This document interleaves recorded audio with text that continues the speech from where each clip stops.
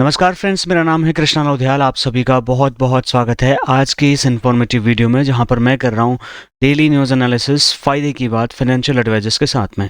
यहां पर मेरा मकसद किसी न किसी इंश्योरेंस या इन्वेस्टमेंट या बैंकिंग फाइनेंशियल न्यूज़ को लेकर के होता है, और वहां पर जो भी अपडेट होता है वो आपके सामने मैं लेके आता हूँ। एक डिटेल्ड एनालिसिस वीडियो में आज से शुरू कर रहा हूँ, जिसमें एवरी डे हम कोशिश करेंगे कि 5 टॉप फाइनेंशियल न्यूज़ का एनालिसिस करके आपको बताएंगे कि एजेंटों का, एडवाइजर्स का फ़ायदा या नुकसान।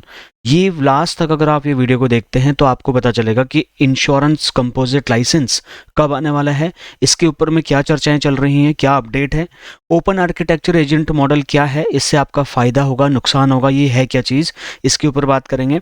बीमा सुगम कब आएगा, आएगा भी या नहीं आएगा, इसके ऊपर बहुत बड़ा अपडेट है।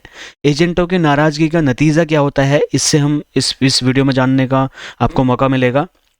आरबीआई का न्यू क्रेडिट रिपोर्टिंग जो नियम है वो क्या है, अब चेंज क्या होने वाला है इस टाइम पे, उसके बारे में भी हम चर्चा करने वाले हैं। तो एजेंटों को खुश करने के लिए बातें हो रही हैं या परेशान करने के लिए हो रही हैं या फिर टाला मटोली के लिए हो रही हैं, ये सारा का सारा एनालिसिस हम करेंगे इस वीडियो में। तो इस वीडियो को लास्ट तक आप ज़रूर देखना। वीडियो स्टार्ट करने से पहले मैं आपको बताना चाहता हूँ कि यहाँ पर मैं 65 कोर्सेज, 2,90,000 रुपये के कोर्सेज इंश्योरेंस एडवाइजर्स के लिए फ्री ऑफ कॉस्ट लेके आया हूँ। ये सारे के सारे कोर्सेज आप सभी को मैं दे रहा हूँ 8 जून 2024 से 8 जून 2025, यानी कि मैं 248 दिनों से ये काम ऑलरेडी कर चुका हूँ, और जो भी बाकी दिन बचे हुए उनमें भी मैं पूरी गारंटी कमिटमेंट के साथ में रात को every day night 9 PM to 10 PM में आपको अवेलेबल मिलूंगा इस चैनल पे। इसके लिए आपको इस चैनल को अभी के अभी सब्सक्राइब करके बेल आइकन प्रेस करना है। अगर आप ये बेल आइकन प्रेस करते हैं तो आपको मेरे 1100 से ज़्यादा वीडियोस का एक्सेस फ्री ऑफ कॉस्ट मिल जाएगा। लाखों इंश्योरेंस एजेंट्स मेरे साथ में जुड़े हुए हैं जो मेरी वीडियोज़ देखते हैं। बहुत सारे informative videos insurance and investment adviser के लिए मैंने बनाई हुई हैं, 1100 से ज़्यादा videos, top performing videos. Daily news analysis जिस वीडियो को आप देख रहे हैं वो मोस्ट पॉपुलर वीडियोज़ है मेरे चैनल पे, जहाँ पे मैं एक डिटेल्ड वे में एनालिसिस करके एजेंट्स को बताता हूँ, एडवाइजर्स को बताता हूँ कि आपके लिए क्या है इस न्यूज़ में, आपके लिए फ़ायदा है या नुकसान है, आपके फ्यूचर को ये कैसे इम्पैक्ट करेगा ये न्यूज़। तो इसी न्यूज़ को हम आगे बढ़ाते हैं, और अभी आप चैनल को सब्सक्राइब करके बेल आइकन प्रेस कर लीजिए। तो फ्रेंड्स, सबसे पहले बात करते हैं कंपोजिट लाइसेंस के ऊपर में क्या अपडेट है। देखिए, गवर्नमेंट ऑफ इंडिया के जो सेक्रेटरी हैं, financial services secretary M Raju, उन्होंने एक बयान दिया है कि एजेंट किसी भी इंश्योरेंस कंपनी का बीमा बेच पाएंगे। अभी का जो इंश्योरेंस रिफॉर्म्स बिल गवर्नमेंट पेश कर रही है उसमें एक सबसे बड़ा मुद्दा है इस कंपोजिट लाइसेंस का भी। उन्होंने सीएनबीसी को एक इंटरव्यू में ये बात बोली, उसका वीडियो का पूरा इंटरव्यू का लिंक मैं आपको वीडियो के डिस्क्रिप्शन में दे रहा हूँ। अगर आप पूरा वीडियो देखना चाहते हैं इंटरव्यू का तो आपको और डिटेल में जानकारी मिल जाएगी। बट यहाँ पर उन्होंने 5 बातें बोली हैं जो मैं आपके सामने रखना चाहता हूँ। पहली बात उन्होंने बोली कि सरकार बीमा एजेंटों को कई सारी इंश्योरेंस कंपनियों के साथ में काम करने का मौका देगी। इससे क्या होगा कि इंश्योरेंस एडवाइजर एक डिटेल्ड अप्रोच में जाकर के लोगों को योजना बना पाएगा, लोगों को फाइनेंशियल प्लानिंग दे पाएगा। इस नए नियम से कई इंश्योरेंस कंपनियों के जो प्रोडक्ट्स है वो एक ही लाइसेंस से इंश्योरेंस एडवाइजर बेच पाएगा। जब सीएनबीसी के प्रवक्ता ने उनसे पूछा कि इससे कहीं हौच-पौच की स्थिति नहीं होगी, तो उन्होंने बोला नहीं होगी, बिकॉज इस टाइप का जो है यहाँ पर इंडिया में ही नहीं और विदेशों में भी इस टाइप के रिफॉर्म्स आ चुके हैं जो सक्सेसफुली काम कर रहे हैं। इससे एजेंटों की इनकम बढ़ेगी और ग्राहकों को नया विकल्प मिलेगा पॉलिसीज़ का, अलग अलग पॉलिसीज़ खरीदने का, और वन सिंगल विंडो सर्विस एक तरीके से कस्टमर्स को मिल जाएगी। उनका जो एजेंट है वही सारे सर्विसेज उनको फाइनेंशियल प्रोडक्ट्स के दे सकता है।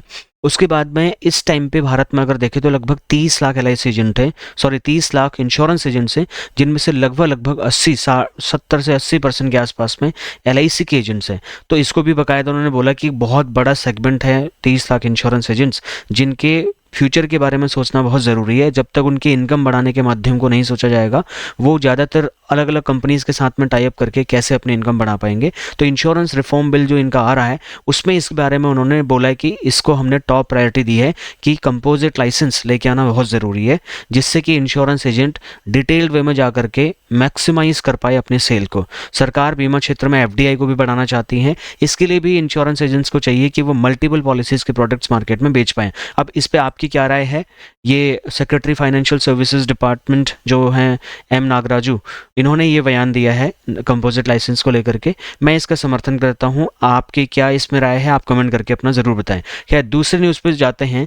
जब उनका ये बयान आता है तो इसके बाद में एफडीआई के बारे में सवाल उनसे पूछा जाता है, और उन्होंने एक बात और बताई कि यहाँ पर एफडीआई भारत की जो फाइनेंशियल स्टेबिलिटी है उसको मजबूती दिलाने के लिए एफडीआई का आना बहुत ज़रूरी है। अधिक एफडीआई से क्या होगा? इंश्योरेंस में नया नया इन्वेस्टमेंट आएगा, जिससे कि देश का विकास होगा, ऐसा उनका कहना है। हालांकि इसका एक दूसरा पहलू भी है जो मैंने अपने एक दूसरी वीडियो में आपको एक्सप्लेन किया था। उन्होंने ये भी बोला कि यहाँ पर जो कंपटीशन बढ़ेगा विदेशी कंपनियों का, उससे तकनीक भी नहीं आएगी। नई टेक्नोलॉजी का जब इन्वेंशन होगा, नई टेक्नोलॉजी इंडिया में आएगी तो कहीं ना कहीं से इंडिया का फ़ायदा होगा।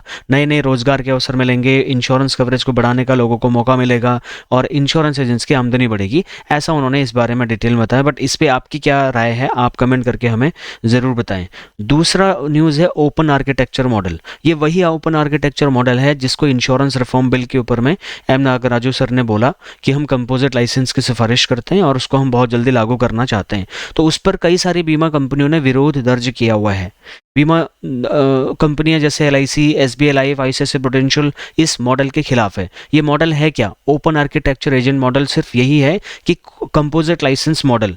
ओपन आर्किटेक्चर मतलब एक इंश्योरेंस एजेंट को ओपन आर्किटेक्चर प्रोवाइड करा दिया है कि आप जिस कंपनी का चाहें उस कंपनी का प्रोडक्ट आप सेल आउट कर सकते हैं। इस पर आप क्या राय है? आप कमेंट करके ज़रा ज़रूर बताना। हर कोई जो भी इस वीडियो को देख रहा है, आप अपना राय, अपना कमेंट ज़रूर बताना, क्योंकि आपका भी यहाँ पर ओपिनियन लेना बहुत ज़्यादा ज़रूरी है। जब उनसे सवाल पूछा गया कि मिस सेलिंग यहाँ पर नहीं हो सकती क्या, तो उनका कहना था देखो मिस सेलिंग वगैरह को वैसे भी मिस सेलिंग जिसको करनी हो तो करेगा। मिस सेलिंग का डर यहाँ पर है, कंपनी को भी लगता है कि इससे मिस सेलिंग हो सकती है, गलत इंश्योरेंस पॉलिसीज़ गलत तरीके से बेची जा सकती हैं। हालांकि जब तक ये मैं और आप डिसाइड नहीं करेंगे कि हमें मिस सेलिंग करनी है नहीं करनी है, ये कंप्लीटली एजेंट के ऊपर डिपेंड करता है। ठीक है, कई इंश्योरेंस कंपनियों से टाइप करने का एजेंट्स को मौका मिल रहा है। एजेंट अब कई बीमा कंपनी के साथ में टाइप कर सकता है, मतलब एक सिंगल लाइसेंस से वो मल्टीपल कंपनीज का प्रोडक्ट सेल आउट कर पाएगा। इसमें ये चीज़ है। उसके बाद में सरकार का उद्देश्य क्या है? सरकार भी चाहती है कि बीमा खरीदना आसान हो।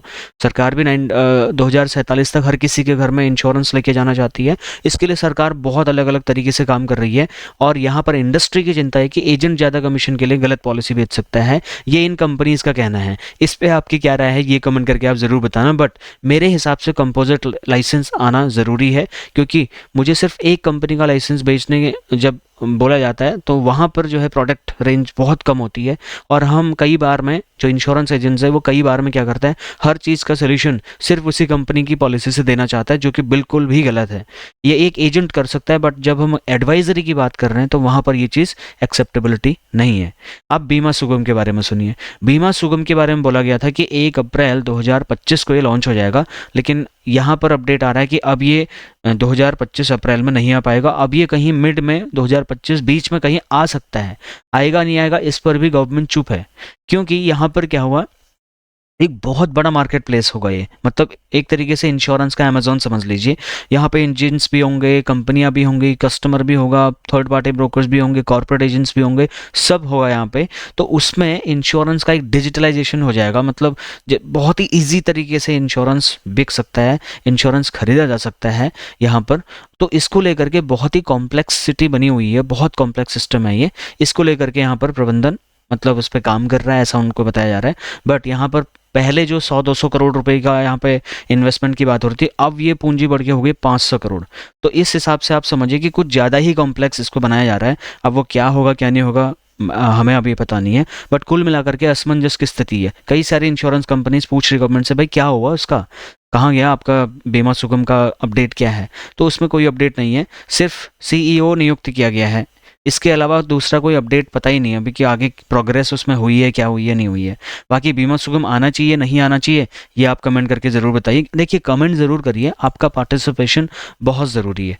अब बात करते हैं, क्या LIC के एजेंट LIC कंपनी से नाराज़ हैं क्या? क्योंकि देखो LIC का Q3 का रिजल्ट आ चुका है, उसमें 10 पॉइंट मैं आपके सामने रखता हूँ उस रिपोर्ट के। मेरा काम क्या है डीएनए में, बहुत ही सिंप्लीफाई तरीके से मैं आपको बताना चाहता हूँ। कॉम्प्लेक्स रिपोर्ट आपको पढ़ना नहीं आता, कुछ मत करो, आप मेरा चैनल सब्सक्राइब करके बेल आइकन प्रेस कर लीजिए।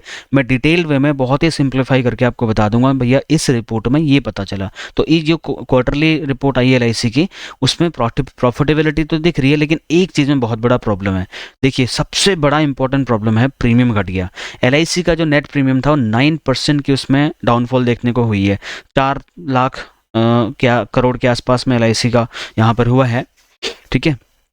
9% का डिप बहुत बड़ा डिप है माय डियर फ्रेंड्स, ठीक है। हम अचीवमेंट की बात करते हैं, बट इतनी बड़ी कंपनी का 9% जो है प्रीमियम घट जाना बहुत बड़ा साइन है कि इस इंश्योरेंस कंपनी के अंदर कुछ तो ऐसी प्रॉब्लम्स चल रही हैं जहां पर या तो एजेंट खुश नहीं है या फिर इनके एम्प्लॉयज़ खुश नहीं है। उस पर आपकी क्या राय है? अगर आप भी एक एलआईसी एजेंट हैं, आप अपनी कंपनी से खुश नहीं है तो क्यों नहीं है, खुश है तो क्यों है, क्यों ये 9% का प्रीमियम कम कर दिया आपने, क्यों आप ज़्यादा प्रीमियम नहीं दे पा रहे अपनी इंश्योरेंस कंपनी को? इसका रीज़न आप कमेंट करके ज़रूर बताइए। मैं जानता हूँ, बट मैं चाहता हूँ कि आप जो है बताएं, ठीक है।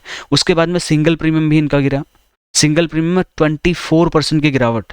सोचिए सर, पहले साल की पॉलिसी में 14% की कमी आई है इनकी, 14% सिंगल प्रीमियम में भी गिरावट आई। लेकिन अगर प्रॉफिटेबिलिटी की बात करें तो एलआईसी नंबर 1 कंपनी है देश में प्रॉफिट कमाने के मामले में। तो एलआईसी का शुद्ध लाभ 29,000 करोड़ रुपए था, जो पिछले साल से 8% ज़्यादा बढ़ा है। मतलब प्रॉफिट तो कंपनी अच्छे से निकाल रही है, लेकिन प्रीमियम नहीं कलेक्ट कर पा रही है, पॉलिसीज ज़्यादा सरेंडर हो रही है।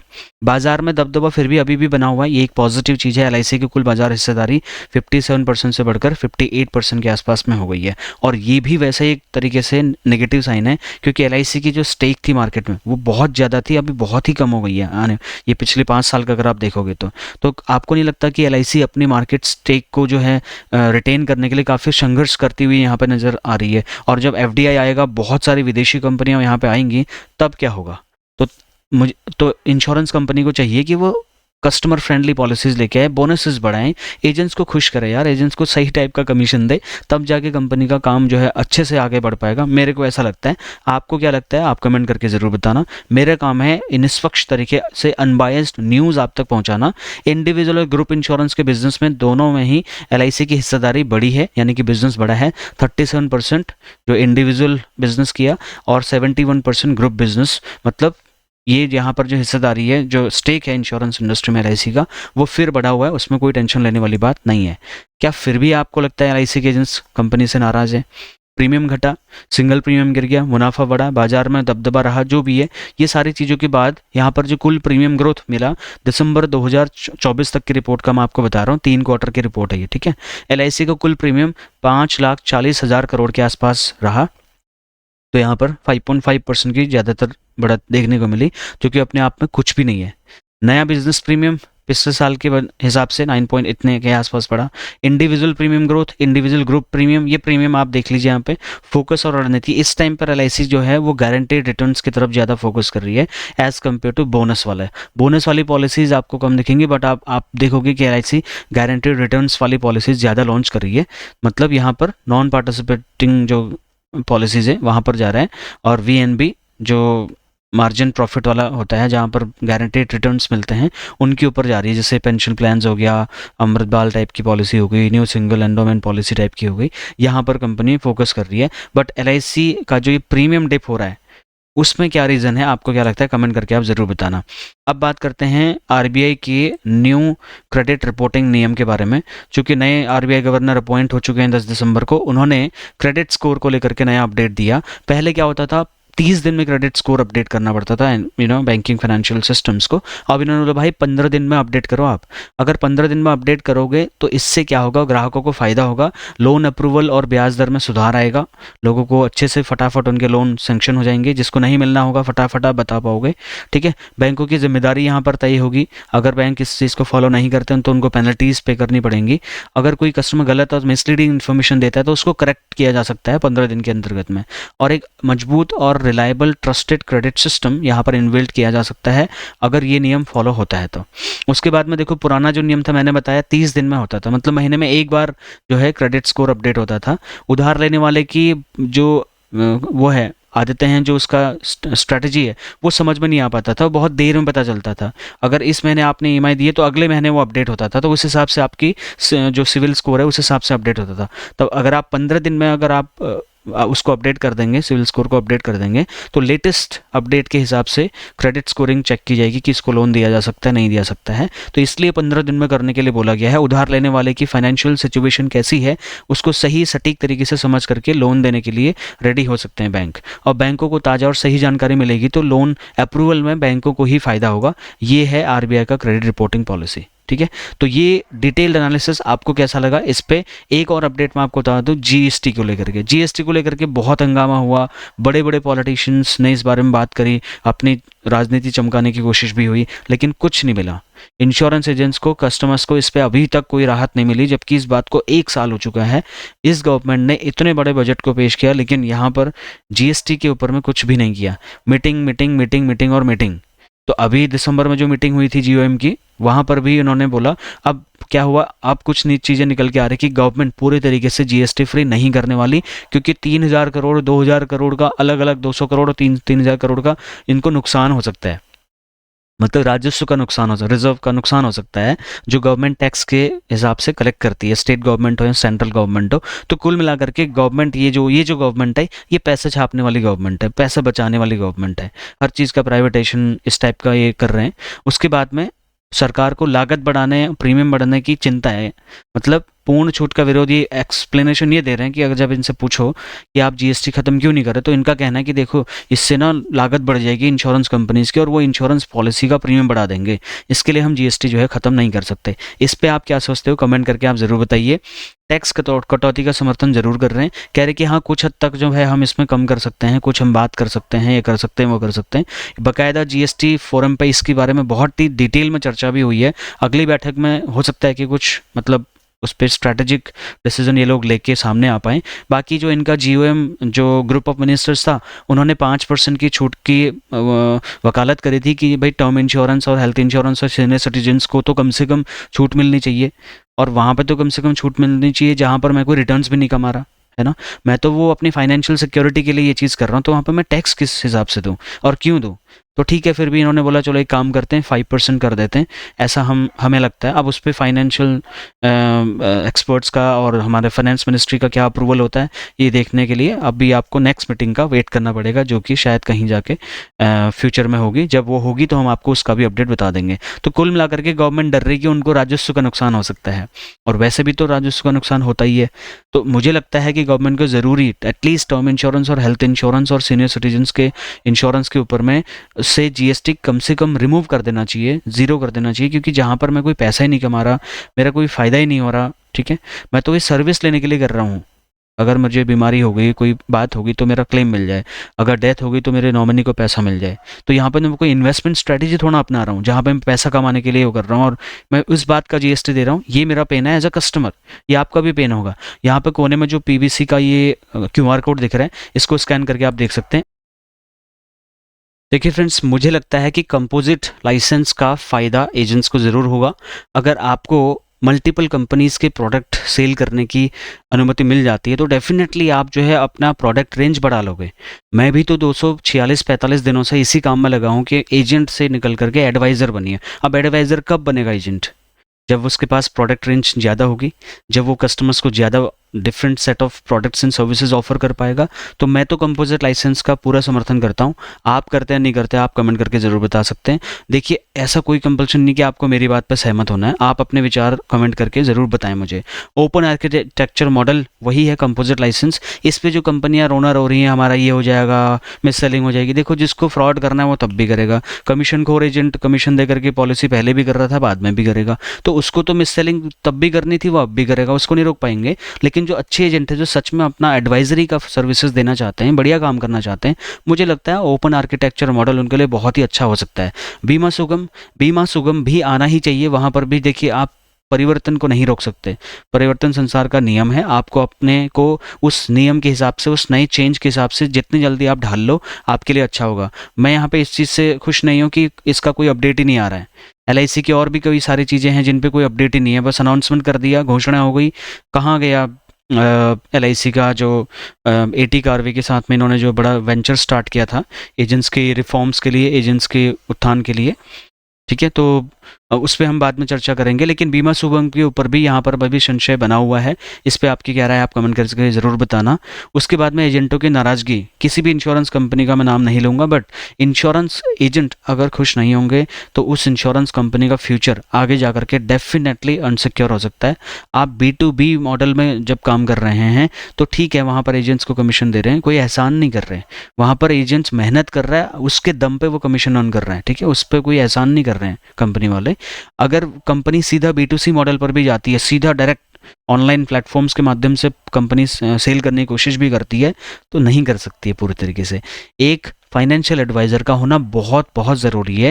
ये पैसे का मुद्दा है, 20-25 साल तक पैसा देना है उसको, वो ऑनलाइन क्लिक करके कर सकता है, मैं मना नहीं कर रहा, लेकिन इसकी मेजॉरिटी, मतलब इसकी संख्या बहुत कम हमारे देश में। फाइनेंशियल अवेयरनेस आज भी बहुत कम है। ऑनलाइन टेक्नोलॉजी से जो रिलेटेड हैं लोग, वो बहुत कम लोग हैं। तो एक बहुत ही बड़ा तबका है जिसको एक एडवाइज़र की ज़रूरत पड़ती है। इसके लिए सपोर्ट सिस्टम को इम्प्रूव करना चाहिए कंपनीज़ ने, अपने एजेंट को नाराज़ नहीं करना चाहिए। RBI की न्यू क्रेडिट रिपोर्टिंग पॉलिसी से मैं बिल्कुल खुश हूँ, आपको भी खुश होना चाहिए। जितनी जल्दी आपका स्कोर रिपोर्ट अपडेट हो जाएगा, उतनी जल्दी आपकी क्रेडिट रिपोर्टिंग आ जाएगी, उतनी जल्दी आपको पता चल जाएगा आपको कितने का लोन मिल सकता है, कितने का नहीं मिल सकता है। ये अपडेट, ये क्रेडिट रिपोर्टिंग वाला अपडेट भी अपने क्लाइंट्स तक ज़रूर बनाना। इस पर एक वीडियो बनाइए आप, देखिए आप अपनी वीडियो मार्केटिंग करिए, जिससे कि आप अपना एक खुद का ब्रांड बना पाओ अपने क्लाइंट्स के बीच में। जब आप एवरी वीक एक वीडियो एटलीस्ट अगर आप बनाओगे, तो आपका क्लाइंट आपकी वीडियो देखेगा, आपको अप्रिशिएट करेगा, आपको लाइक शेयर सब्सक्राइब करेगा, आपको वीडियो शेयर करेगा। इससे आप एक खुद को ब्रांड स्टैब्लिश कर सकते हो 1 साल के अंतर्गत में। अब फ्रेंड्स, लास्ट में जाते रहते एक छोटा सा अपडेट मैं आपको जरूर देना चाहूंगा। देखिए, पर्सनल बिजनेस कोचिंग 2.0 लॉन्च हो चुका है। अगर आपको भी लगता है कि यार आप काम तो कर रहे हो लेकिन आपका काम नहीं बढ़ रहा, आपको समझ नहीं आ रहा कि मैं ऑब्जेक्शंस कैसे हैंडल करूं, आप टाइम मैनेजमेंट नहीं कर पा रहे हो, आप क्लाइंट सेगमेंटेशन आपको नहीं आ रहा, आप बजटिंग नहीं सिखा पा रहे लोगों को, आप लोगों को इनकम एक्सपेंस ट्रैकिंग का इंपॉर्टेंस नहीं सिखा पा रहे हो, आप छोटा छोटा पॉलिसी बेच पा रहे हो, बड़ा पॉलिसी नहीं बेच पा रहे हो, कई बार में आप बहुत मेहनत कर रहे हो लेकिन आपको काम नहीं आ रहा, आपका बिजनेस नहीं बढ़ रहा, अगर ये प्रॉब्लम आपके साथ में है तो आपको ज्वाइन करना चाहिए पर्सनल बिजनेस कोचिंग 2.0। ये क्या है सर? इसमें मैं 365 दिन के लिए आपके साथ में जुड़ जाता हूँ पर्सनली। पर्सनली क्या मतलब? पर्सनली मैं और आप डायरेक्टली बात करेंगे। एवरी वीक मैं आपके साथ में एक रिव्यू कॉल फिक्स करूंगा। मेरा एक रिव्यू कॉल आपके पास में आएगा, उसमें हम लास्ट वीक में आपका क्या हुआ, क्या बिजनेस हुआ, क्यों नहीं हुआ, जो भी रिजल्ट होगा उस पर हम एनालिसिस करेंगे और नेक्स्ट वीक की स्ट्रैटेजी हम डिसाइड करेंगे। गोल सेटिंग, टारगेट मार्केट सब कुछ मैं करके दूंगा, क्लाइंट सेगमेंटेशन मैं करके दूंगा। 1 साल में क्या करने वाले हो एग्जैक्टली मैं आपको पहले ही बता दूंगा। 365 दिन का मेरा पर्सनलाइज्ड ऐप का एक्सेस आपको मिलेगा। डेली न्यूज़ या डेली जितनी भी मैं वीडियोस बना रहा हूं उनके नोट्स आपको मिलेंगे। खास करके जो 365 दिन के लाइव सेशंस हैं उनके नोट्स आपको मेरे ऐप पर बिल्कुल फ्री में मिल जाएंगे। सर्विस लिस्ट मैं आपके लिए बना के दूंगा। 25 LIC कॉम्बिनेशंस की ई बुक मैं आपके लिए बना के दूंगा आपके ब्रांडिंग के साथ में। इसके अलावा आपको वीकली ग्रुप कॉल का हिस्सा बनाऊंगा जहां पर मेरे 100-125 एजेंट जो मेरे साथ PBC में जुड़े हुए मेरे स्टूडेंट्स हैं उनके साथ में आपकी वार्तालाप कराऊंगा। वो कैसे काम कर रहे हैं, कैसे एक जीरो एजेंट ने 77 पॉलिसीज कर दी लाइव सेशन देख करके PBC ज्वाइन करने के बाद में, कैसे MDRT हो गई लोगों की, कैसे डबल MDRT लोग कर रहे हैं, कैसे गैलेक्सी क्लब चेज कर रहे हैं मेरे स्टूडेंट्स, ये आपको जानने का मौका मिलेगा। आपको मेरे से ही नहीं, मेरे स्टूडेंट्स से भी अगर आप सीखना चाहते हो प्राइवेट मीटिंग में, तो वहाँ पर ज्वाइन करने के लिए आपको ज्वाइन करना पड़ेगा पर्सनल बिजनेस कोचिंग 2.0। इसकी कॉस्ट 40,000 रुपीज़ की है, लेकिन मैंने इसको काफ़ी अफोर्डेबल बनाने के लिए आपके लिए 12,000 रुपये में लॉन्च किया है। उसमें भी मैंने आपके लिए 27 फरवरी तक के लिए एक ऑफर दिया है। अगर आप इसको अवेल करना चाहते हैं तो आपके पास में 10,000 रुपये में आप इसको वन टाइम रजिस्टर कर सकते हैं और इसमें मैंने EMI ऑप्शन भी दिया हुआ है, बट बहुत ही लिमिटेड टाइम ऑफर है, 27 फरवरी तक ये ऑफर है, उसके बाद ये ऑफर यहाँ पे नहीं रहेगा। इसके लिए आप इसको सब्सक्राइब करने के लिए अभी के अभी वीडियो के डिस्क्रिप्शन में या पिन कमेंट में आपको ज्वाइन PBC का लिंक मिल जाएगा, उस पर क्लिक करके रजिस्टर कर लीजिए, या फिर सीधे आप मेरे को मेरे पर्सनल नंबर पर कॉल भी कर सकते हैं। ये स्क्रीन पर मेरा नंबर आपके सामने रहा। ये वीडियो आपको कैसी लगी इस पर अपने कमेंट ज़रूर बताएं। मैं पूरी कोशिश कर रहा हूँ कि आपको एडवाइज़र बनाया जाए ताकि आपकी इनकम बढ़ाई जाए। 1 साल के बाद में मैं चाहता हूं कि आपके पास में कम से कम 50,000 रुपये की पैसिव इनकम आए, जो कि आप सोते हुए भी कमाओ। अगर ऐसा हो जाता है तो डेफिनेटली मैं अपने काम को मानूंगा कि हाँ, मैं कहीं आपके काम आ रहा हूँ। बाकी आपको कोई क्वेश्चन, फीडबैक, सजेशन, कंप्लेन है, आप कमेंट करके बताइए। मेरा पर्सनल डायरेक्ट नंबर आपको दे रहा हूँ, ये स्क्रीन के सामने है, सेव करके तुरंत मुझे व्हाट्सएप करिए और PBC के बारे में इंक्वायरी ज़रूर करिए, क्योंकि 1 साल आप मुझे दीजिए। 1 साल के अंतर्गत में आपको डिसिप्लिन से रिलेटेड प्रॉब्लम दूर हो जाएंगी, सेल्फ ड्रिवन हो जाओगे, अच्छी कम्युनिकेशन स्किल्स मैं आपकी बना दूंगा, कॉन्फिडेंट बना दूंगा, बिजनेस की बहुत डीप डाइव नॉलेज आपके पास में हो जाएगी कि एग्जैक्टली यहाँ पर एडवाइजर बन के काम कैसे किया जा सकता है। मल्टीपल सेगमेंट में मैं आपको एक्सपर्ट बना दूंगा। आपका जो भी गोल है वो मुझे आप बताना, आपके हिसाब से मैं कंप्लीट स्ट्रैटेजी बनाऊंगा पूरा 1 साल का। तो फ्रेंड्स, मैं मिलता हूँ नेक्स्ट और एक्साइटिंग सी वीडियो में। Thank you so much for watching. Bye.